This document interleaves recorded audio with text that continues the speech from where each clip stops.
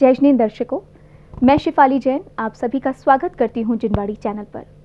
दर्शकों, आज हम पुनः उपस्थित हैं मुनि पुंगव श्री सुधा सागर जी महाराज के मुखार बिंद से भक्तामर स्तोत्र अर्थ सहित को सुनने के लिए। ये कार्यक्रम वर्तमान समय में बहुत सार्थक सिद्ध हो रहा है, और हो भी क्यों ना, ये स्तोत्र है ही सारी बाधाओं को हरने वाला। तो आइए दर्शकों, सुनते हैं स्तोत्र का नया काव्य। गंभीर, गंभीर बोलते हैं, एकदम गंभीर, तार लंबी, रव तेज, गंभीर है, लंबा यानी उच्च है, रव यानी आवाज, रव यानी आवाज, पूरित दिग विभाग, उस आवाज ने जो गंभीर है, लंबी है और एकदम उच्च आवाज, पूरित दिग विभाग, पूर दिया है समस्त दिशाओं के प्रदेश को। यानी जब भगवान की दिव्य धुनी है प्रातिहार्य, भगवान की धुनी गिरती है तब बड़ी गंभीर होती है और इतनी तेज होती है कि सारे ब्रह्मांड में फैले थे। ओ बादलों की गर्जन, ओम भी नहीं निकलता भगवान का, ओम भी नहीं, लेकिन ओंकार ध्वनि अपन सुनने में ऐसे ही आता है।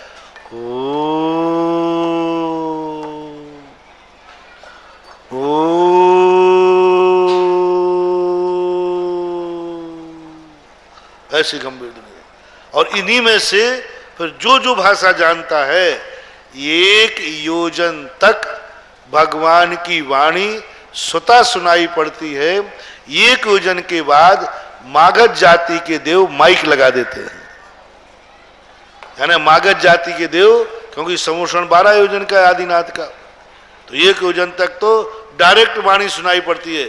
उसके बाद फिर मागध जाति के देव उस आवाज को आगे भेजते हैं। भाषा स्वभाव परिणाम गुणे प्रयोज्या, और अपने आप जो जिस भाषा का जानकार है उसको वही।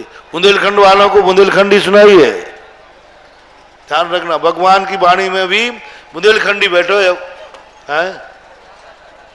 अब बुंदेलखंडी बैठा है तो फिर वो बुंदेलखंडी बोलेगा। वो एक बोलता है ना, उन्हें क्या नाम,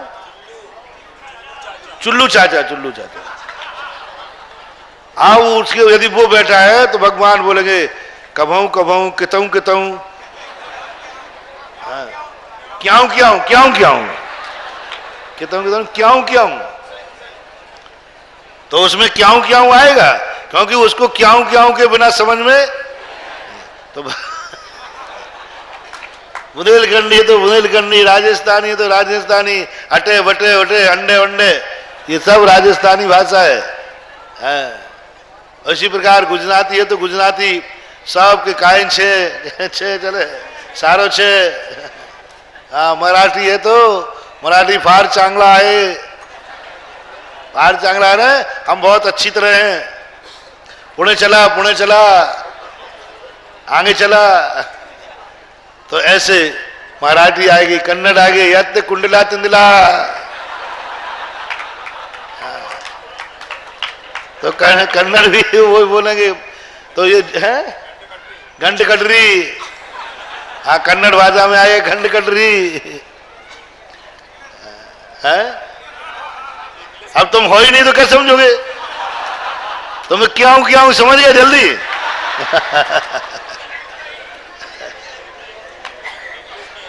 हाँ, इंग्लिश में भी आएगा, दैट दिस आदि, ये सब English. Oh my God, oh my father, जो भी आएगा सब हर भाषा में, यानी लघु भाषाएं 700 भाषाएं लघु और 1200 या 1800 भाषाएं, 18 महाभाषाएं और 700 लघु भाषाएं।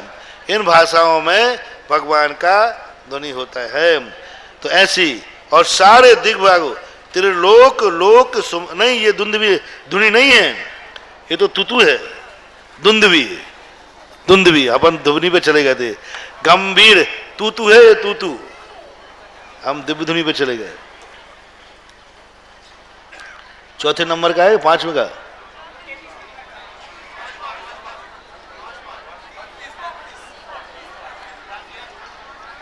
सिंहासन हो गया। 1 2 3 4 5, वो पन्ना पलट करके वो दिव्य धुनी का आ गया। वो है तूतू। तूतू का अर्थ होता है एक तूतू बजाई जाती है।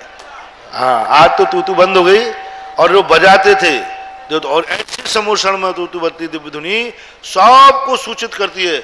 लेकिन वो समोषण के बाहर देखो, समोषण के अंदर नाद नहीं कराया उन्होंने, दिग्विभाग हो, यानी समोषण के बाहर उसकी आवाज जाती है और देवता लोग उसको बजाते हैं।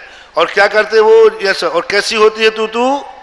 गंभीर है, तार यानी अक्षर लय वाला है, उसका शब्द त्रिलोक लोक शुभ संगम, तीन लोगों के लिए क्या कह रही है तूतू? वो त्रिलोक लोक शुभ संगम भूति दक्षाम, तीन लोक के लोगों को ये कह रही है शुभ संगम भूति दक्षाम, हे महानुभाव यहां आओ, मैं तुम्हें शुभ संगम कराता हूं। त्रिलोक लोक, तीन लोगों के लोकों को, लोगों यानी जीवों को, शुभ संगम भूति दक्षाम, शुभ संगम कराने में दक्ष है। भूति यानी होती है, दक्ष होती है। कौन क्या होती है दक्ष? दुंदवी, जिसका नाम है अपने यहां दुंदवी। और भूति यानी संपत्ति भी होता है। भूति यानी तीन लोक की संपदा को दिलाने में जो सक्षम है। इससे सिद्ध है कि तूतू इसलिए बजाई जाती है इसको सबको पता चल जाए।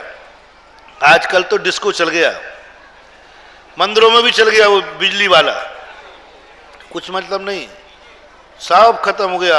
आपके जो डीजी डिस्को चल रहे हैं ना, ये सब अमंगल हैं।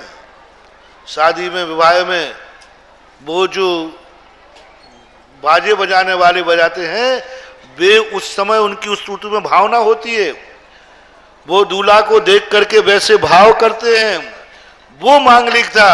अब यहाँ तो कहाँ बैठ करके, स्टूडियो में बैठ करके कैसेट बना दी गई, वाह मस्त मस्त, हाँ बस, इससे अलावा कुछ नहीं, कोई मतलब नहीं। ये डिस्को सबसे ज्यादा अमंगलिक है, कोई भावना इसमें नहीं, कोई भी इसमें मतलब नहीं। वो बज रहे हैं और जो हाथ से बजाएगा वो भावना होती है। ये चल गया अकेले, हमारी गाड़ी आई, लगा दे उसमें कान फोड़, और लोग नाचते भी गाड़ी के सामने। अरे वो बाजे बजवाओ, चाहे यदि आपके पास कुछ नहीं है तो ढपला वाला बुलवा लो, ढपला। पहले वो कहा लगे रमतूला, बौरी बहू कबे बजे रमतूला, मोहे देखने दूल्हा।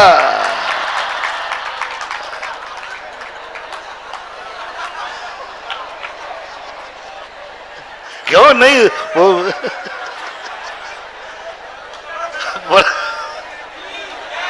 पुराना कहावत है कि नहीं, बताओ भाई, है कि नहीं? गलत हो हंस गए वो तो शायद मैंने गलत तो नहीं बोल दिया? नहीं, ऐसा बोलते हैं लोग, बोला रमतूला बज गया ने दूल्हा, और रमतूला बहुत बड़ा होता, वो यूं,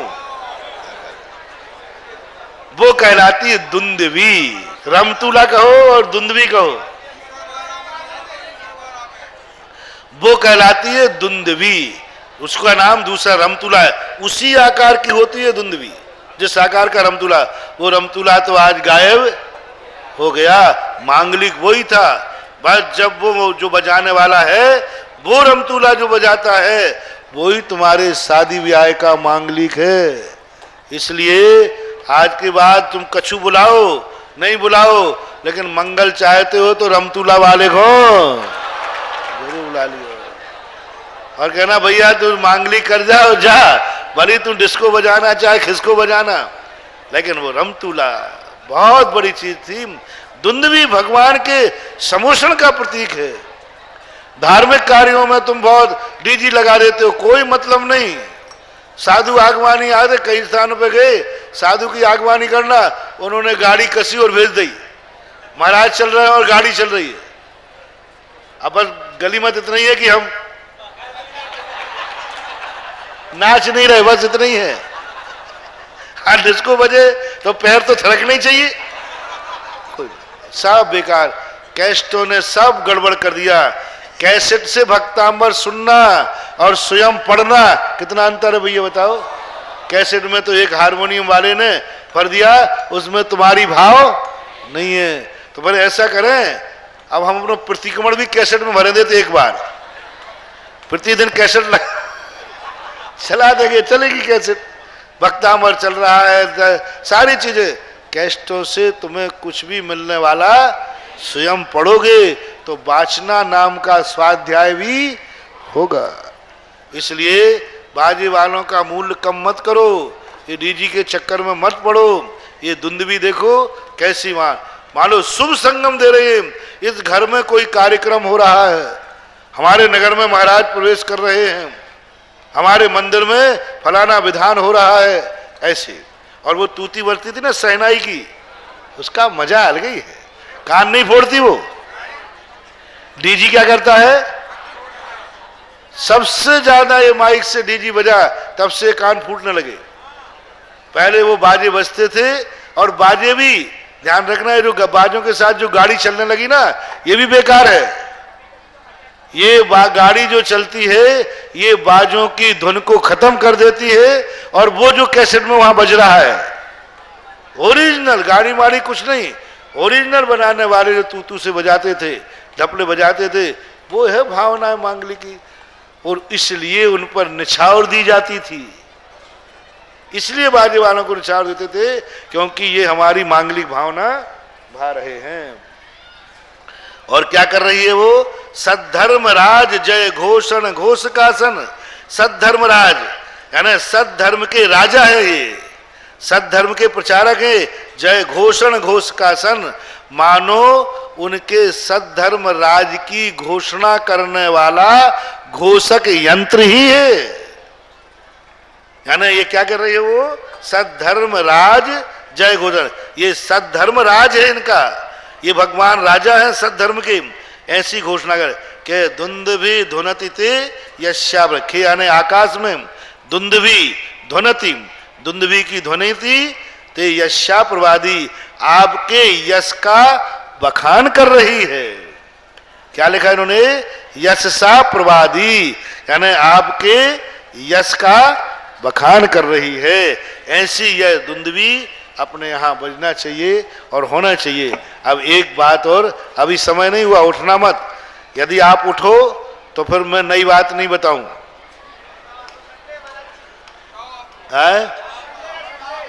देखो उठोगे नहीं, अभी अपना समय नहीं हुआ। देखो अभी बाकायदा से 10:15 है, अभी 15 मिनट है। आप लोग बैठे तो नई बात कहें और उठे। महिलाएं पहले बता दो, वो पहले ही से उठ गई। बैठी रहोगे कि नहीं? नहीं तो देखो बीच में मेरे को बैठने की नहीं कहना पड़े। अपन 10-15 मिनट में जो इतिहास जो अपन ने सब 4 महीने आपको गा रहे हैं, आपका निरंतर मांगलिक हो, आपका मरीज अस्पताल गया है तो तुम्हारे लिए मैं कोई निधि सौंप जाऊं कि तुम मंदिर में आकर के उस अखंड पाठ में बैठ जाना, एक बार भक्तामर पाठ पढ़ लेना और समाचार आ जाएगा डॉक्टर ने मरीज को फ्री कर दिया है।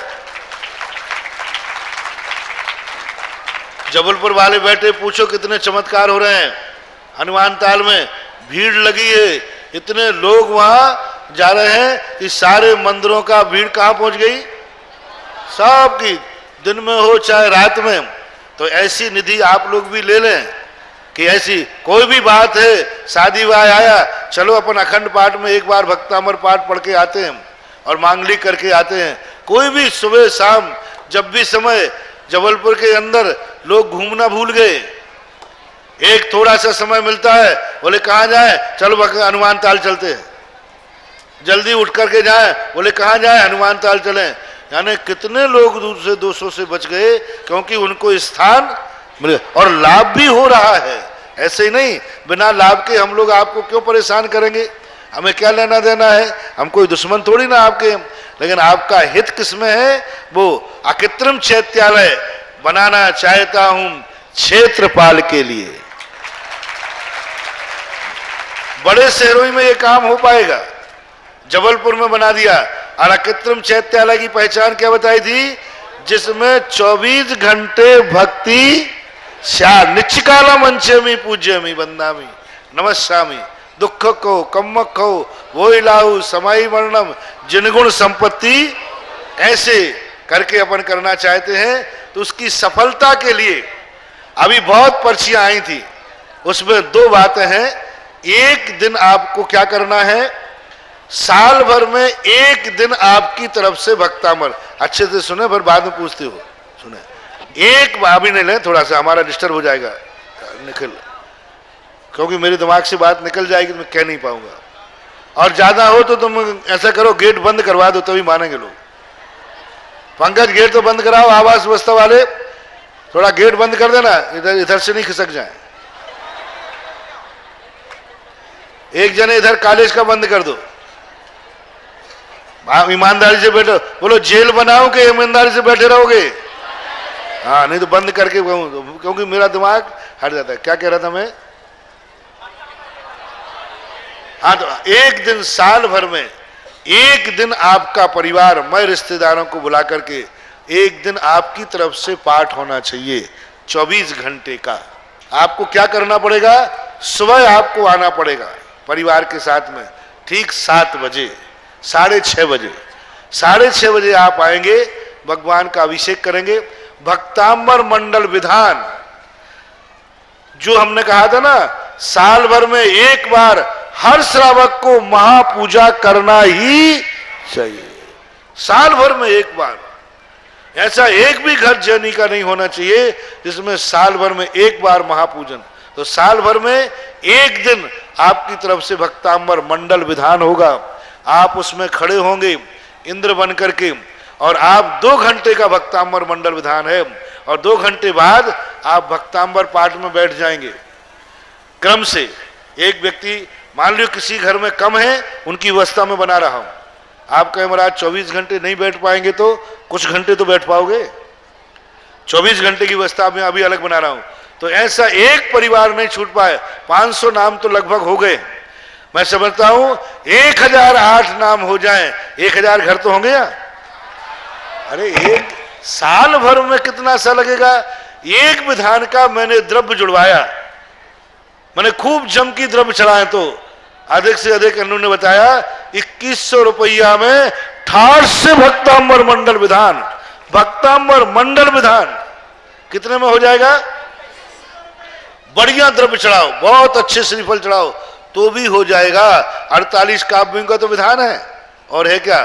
तो 48 वो विधान, भक्तांबर विधान, और वो तारीख आपकी फिक्स रहेगी जीवन भर ऑन लाइफ। वो तारीख आपको सिद्ध होगी, आप देखना 1-2 साल के बाद वो तारीख आपको सिद्ध तारीख हो जाएगी। वो तारीख तुम्हारे भक्तांबर मंडल विधान की है। मान लो किसी दिन आप यहाँ उस तारीख में अपरिहार्य कारण से नहीं भी रहे, तो आपके नाम से मंडल विधान किया जाएगा। मान लो आप नहीं आ पाए किसी कारण से, तो विधान किया जाएगा, लेकिन नाम आपका ही रहेगा, और उसमें कहा जाएगा फलाना सृष्टि परिवार नहीं आ पाया, हे भगवान इसलिए उनकी तरफ से हम लोग विधान कर रहे हैं। ऐसा भक्तांबर मंडल विधान साल भर में कितने बार करना? कम से कम। अधिक करो तो कोई आपत्ति? कोई अपने जितने घर में लोग हैं उनके सबकी जन्म तिथि पर करेंगे। 10 लोग हैं, अपन साल भर में 10 भक्तांबर मंडल विधान करेंगे। शादी की सालगिरह है, अपन सब अपनी शादी की सालगिरह पर भक्तांबर मंडल विधान करेंगे। ये है तुम्हारे मांगलिक, ये शादी की सालगिरह पर यहां घूमने जाना, वहां घूमने जाना, होटल में जाना, मोटल में जाना, ये सब कुछ नहीं है। आज अपने शादी की सालगिरह है, अपन तो मंदिर जी क्षेत्रपाल जी में जाकर अभिनंदन नाथ भगवान के सामने भक्तांबर मंडल विधान करेंगे। बोले क्यों? आज हमारी शादी की सालगिरह है, और दोनों दंपति मिलकर के भक्तांबर मंडल विधान करें 2 घंटे का। देखता हूं कैसे तुम्हें चमत्कार नहीं होता। उन घूमने से तुम्हारा सुहाग अखंड नहीं होगा। यदि पुण्य तुम्हारी प्रकृति है तो भक्तांबर मंडल से जरूर तुम्हारा सुहाग अखंड होगा। संसार तो नष्ट करना ही है, आज करो या कल। बिना संसार को नष्ट किए बिना आत्मा का परम वैभव मिलने वाला नहीं है। लेकिन हर व्यक्ति गृहस्थी को नष्ट नहीं कर सकता। गृहस्थी छोड़ना साधारण चीज नहीं है, और छोड़ करके आनंद में रहना ये तो और कठिन है। कई बार छोड़ देने के बाद व्यक्ति ना तो यहाँ का रहता है और ना वहाँ का रहता है। हाँ, कई बार नियम लेकर लोग पछताते हैं, अरे मैं फंस गया नियम लेकर। उसकी तो गति ऐसी है कि ना सदगति है और ना कदम आगे बढ़ने पर आनंद उछले आत्मा में से। आहा, क्या बात है। धर्म क्या है? हम बहुत सामान्य क्रियाओं को धर्म मानने लगे, और यह बहुत बड़ी चीज। धर्म बहुत सरल और सहज चीज है। जिस धर्म की क्रिया में आत्मा में आनंद उछले, ऐसा उछाल लेवे जैसे ऐसा लगे कि मानो 3 लोक की संपदा मुझे मिल गई हो। थोड़ा सा नियम लिया, आनंद से भर जाओ। मैं कितना भाग्यशाली हूं कि मैंने आज नियम ले लिया। जरूर मेरा आज साथी से पुण्य कर्म का उदय आया है, जो मुझे नियम लेने का भाव आया है, नहीं तो भाव ही नहीं आता। कितने उपदेश देते हैं साधु संत, कितने शास्त्रों में पढ़ते हो, और क्या तुम नहीं जानते हो ये तो बताओ। तुम सब जानते हो, मेरे से ज्यादा ज्ञानी हो, ध्यान रखना। सब जानते हैं, सब ज्ञान में है, लेकिन जान तो सब रहे हो, लेकिन मान नहीं रहे हो। बस इतनी सी कमी है। किसको नहीं मालूम कि एक दिन सबको मरना है? किसको नहीं मालूम कि सब कुछ यहीं छोड़कर? बताओ, किसको नहीं मालूम? हम तो बहुत कम अर्थियों को देखा है, तुम तो अर्थी ही जलाते रहते हो। कितनों को मरघट भेज के आ गए हैं, महाराज गिनती नहीं है। साल 2 साल में एक आध में तो जाते सबको भी। और मालूम है तुम्हें कि हर मरने वाला व्यक्ति कुछ भी साथ लेके नहीं जाता, जानते हो, लेकिन फिर भी मोह और ममता वहीं अटकी रहती है, और उसी में रचता है, उसी में मरता है, छोड़ नहीं पाता। सब जान रहे। ऐसी स्थिति को लेकर के कोई धर्म आदि, कोई नियम, कोई बड़ी चीज नहीं है, लेकिन नियम में आनंद आ जाए। मंदिर आना कोई बड़ी चीज नहीं है, लेकिन मंदिर के आते एक एक कदम बढ़ रहा है, आत्मा उछल रही है। मंदिर की देरी पर आते ही कोई पुण्यात्मा नहीं हो गए। आते ही यदि भगवान को देख के ही तुम्हारे अंदर आनंद उछल आया, आज मैंने कौन से पुण्य किए, अभाग्य मेरो उदय आयो, दरस प्रभु जी को लख लयो। छवि बीत रागी नगन मुद्रा दृष्टि नासा। दुनिया की मुद्राएं तो मैं दिन भर देखता हूं, आज मुझे वीतराग मुद्रा का दर्शन हुआ। अभाग्य मेरे, मेरा पुण्य पता नहीं कितने भवों का आया। ऐसे ही साधुओं के दर्शन करने से कोई मतलब नहीं निकलने वाला। जगह जगह साधु मिलते, लेकिन मिलने के बाद एक आनंद उछले, कितना पुण्य मेरा कि मैं गुरु के दर्शन कर रहा हूं। प्रवचन सुनने से कुछ होने वाला नहीं। जो प्रवचन सुनते समय आनंद की अनुभूति हुई, मेरे कानों में गुरु के वचन आ रहे हैं जो जिनवाणी है, मेरे कान धन्य हो रहे हैं जो मैं आज गुरु के मुख से जिनवाणी सुन रहा हूं। बहुत बड़ी बात कही। मरते समय भी यदि इतना हो गया तो पूज्यपाद स्वामी कहते हैं तेरा बेड़ा पार हो गया। देखो, मरते समय पूज्यवर ने और कहीं नहीं भेजा। गुरु मूले यति निचते चैत्य सिद्धांत वार्धि सदघोषे मम भवतु जन्म मरण सन्विते। मैं जब मर रहा हूं वो क्षेत्र मंदिर हो। गुरु मूले यति निचते, गुरुओं का मूल हो, साधुओं का समूह हो, चैत्य सिद्धांत वार्धि सदघोषे, और वो स्थान मंदिर हो। इतने पे नहीं, और वहां मुनि महाराज धर्म की प्रवचन दे रहे हो। ऐसे समय पर प्राण निकले, समझ लो हो गया काम। जय श्री राम। हो गया। क्या इससे बड़ा और क्या पुण्य चाहिए। जब प्रवचन सुन रहे हो और उस समय आयु का बंध हो जाए, उस समय आयु का अंत हो जाए, कोई दुनिया की ताकत उसे नहीं रोक सकती है सदगति होने से। बस उसको आनंद की लहर आना चाहिए, आनंद। इसलिए संसारी प्राणी के लिए कहा गया, तुम संसार से इतने उदासीन मत हो जाओ। संसार को तुम छोड़ नहीं पाओगे, संसार को नष्ट करने में तुम रो पड़ोगे। संसार को नष्ट करने, जिस संसार को तुमने बनाया है उस संसार को तुम नष्ट नहीं कर पाओगे। तुम इतने निर्मोही नहीं हो, तुम इतने निर्दयी नहीं हो। तुम निर्दयी तो हो दूसरे को मिटाने में, तुम निर्दयी तो हो दूसरे का घर मिटाने में, तुम निर्दयी तो हो दूसरे के प्राण लेने में। दयालु नहीं हो, ध्यान रखना। लेकिन स्वयं के मिलाना, जिसको तुमने स्वयं बनाया हो, जिस घर को तुमने बनाया उसको मिटाने की बात, जो घर तुमने बसाया उसको छोड़ने की बात, रो पड़ोगे। ध्यान रखना। वकील साहब कह रहे हो नष्ट करने की बात है, करते करते एक बार तो रो ही पड़ोगे, महाराज कोई दूसरा रास्ता हो तो आ जाएगी। क्योंकि जिसको तुमने बनाया है उसको नष्ट करना, छोड़ना, निर्दयात भस्मसात क्रिया। पूज्यवर समंतभद्र महाराज लिखते हैं कि महान कठोर निर्दयात, महान कठोर आत्मा जिनकी होती है वे संसार से मुख मोड़ करके मोक्ष मार्ग की तरफ चले जाते हैं। साधारण आदमी नहीं। साधारण आदमी तो ऐसी स्थिति हो जाती है,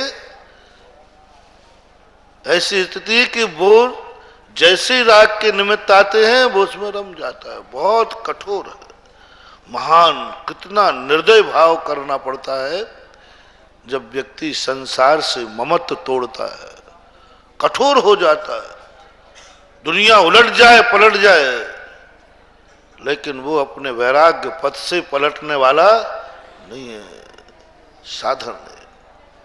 तो जिनवाणी माँ कहती है ये बहुत कठिन मार्ग है। तुम अपनी बनाई वस्तु को तोड़ दोगे, नष्ट कर दोगे, छोड़ दोगे। जिनके बीच में तुमने जन्म लिया उनको छोड़ दोगे, जिनको तुमने जन्म के बाद जोड़ा उनको छोड़ दोगे। सबकी हिम्मत नहीं दिख रही है। तो दूसरा मार्ग बताया, उसको संभालो, संभालो। नष्ट नहीं कर सकते हो गृहस्थी को तो भ्रष्ट भी गृहस्थी को मत होने दो। भ्रष्ट भी जीवन से संसार नहीं हटा सकते हो तो इस संसार को में तुम भ्रष्ट भी मत हो और संसार को भ्रष्ट भी मत करो। अपने जीवन को इतना पवित्र करो, धर्म से जुड़े रहो। इतना धर्म जरूर करना आपको, अपने परिवार से कराना, जिससे तुम्हारा जीवन और तुम्हारे लोगों का जीवन भ्रष्ट न हो जाए, इतना पतित ना हो जाए, इतना पतित ना हो जाए कि वो जैन कहलाने लायक भी न रहे। इतना पतित ना हो जाए कि दुनिया में तुम मस्तक उठा के न जी सको। इतना पतन ना हो जाए तुम्हारा और तुम्हारे परिवार का कि तुम इंसान कहने लायक भी न रहो। जिनवाणी कहती है कोई बात नहीं, भगवान नहीं बन सकते हो तो कोई बात नहीं, सच्चे मायने में इंसान ही बने रहो। कहीं ऐसी स्थिति नहीं आ जाए कि तुम इंसान भी न रहकर हैवान और तैतान बन जाओ। इसके लिए हमें धर्म करना जरूरी है। अष्ट प्रातिहार्यों का वर्णन चल रहा है। ये अष्ट प्रातिहार्य आपके संसार को संभालते हैं। आठों प्रातिहार्यों को भक्ति से चढ़ाने पर, अष्ट प्रातिहार्य भगवान के प्रति समर्पित करने पर तुम्हारा संसार संभलता है, तुम्हारा संसार सुधरता है, और जिन कारण से तुम्हें संक्लेश होना है उन अभावों को ये अष्ट प्रातिहारी पूर्ति करते हैं। उनको यदि गदगद भाव से, ओह मैं आज छत्र चढ़ा रहा हूं भगवान पर, देखो तो मेरा पुण्य, मेरी वस्तु आज भगवान के सिर पर होगी, मेरी वस्तु छत्र की छाया में भगवान बैठेंगे, आज मैं चवर ढूंढ रहा हूं प्रभु जी को, मेरा जीवन धन्य हो गया। प्रभु जी को चवर, ना जाने कितनी जिंदगी में ऐसे आते हैं लोगों के जो नौकरी कर करके सेठों को पंखा झलना पड़ते हैं, झलते हैं कि नहीं है? वो कैसे पापी जीव हैं और हम कैसे पुण्यात्मा जीव हैं कि भगवान को चवर ढूंढ रहे हैं। एक एक क्रिया में आनंद, एक एक क्रिया में आनंद की अनुभूति, वही पुण्य। चाहे आप वेदी बनाओ, चाहे भगवान बैठा लो, चाहे अष्टप्रातिहारे बैठा लो, बस उसके प्रति बहुमान, गदगद भाव, आनंद भाव, कहने पर नहीं, अंदर से रोमांचित हो जाओ। तुम भले तुमने छोटा सा दान किया, जब तुम गुल्लक में 2 रुपया डालो उस समय भी तुम इतने आनंद से भर जाओ, आज मेरे द्वारा गुल्लक में डालने का भाव आया। बस इसलिए दान तो है ही, लेकिन दान देय मन हरस विषेक है। ये शब्द क्यों लगाया? ये टैक्स नहीं है। वाकई कितने पुण्य आत्मा होंगे वे भक्त जिन्हें साक्षात भक्तामर स्तोत्र का प्रताप देखने को मिला होगा। सौभाग्यशाली तो हम भी कुछ कम नहीं। दर्शकों, जिन्हें मुनि पुंगव श्री सुधा सागर जी महाराज के मुखार बिंद से इस कल्याणकारी स्तोत्र को सुनने का अवसर मिल रहा है। दर्शकों, आज के कार्यक्रम में इतना ही। मुझे दीजिए आज्ञा और आप देखते रहिए जिनवाड़ी चैनल। जय श्रीन्द्र।